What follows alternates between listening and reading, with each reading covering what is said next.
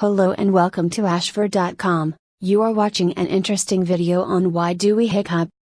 Disturbance to the nerve pathways from the brain to the muscles involved.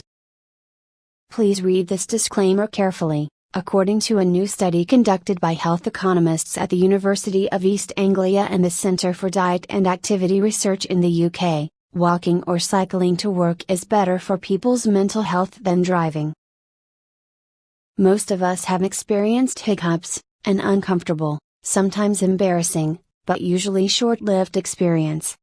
But sometimes hiccups persist for a long period of time and can be a sign of serious underlying disease.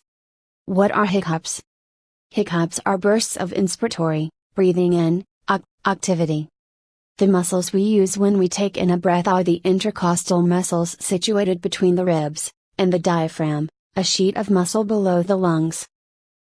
Most simple cases of hiccups come after eating or drinking too much or too quickly. The stomach, which is situated right below the diaphragm, becomes distended and irritates it. This will cause the diaphragm to contract, as it does when we breathe in. Why do hiccups occur? Sometimes hiccups will occur because of a disturbance to the nerve pathways from the brain to the muscles involved. This explains why hiccups may occur with temperature changes or emotional situations. It is also the reason that a sudden shock can sometimes abolish an attack.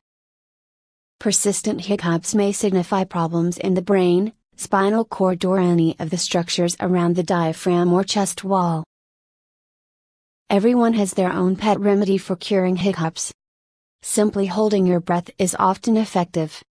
Breathing into a paper bag, the best remedy, increases the amount of carbon dioxide in the lungs, relaxing the diaphragm and halting the spasms.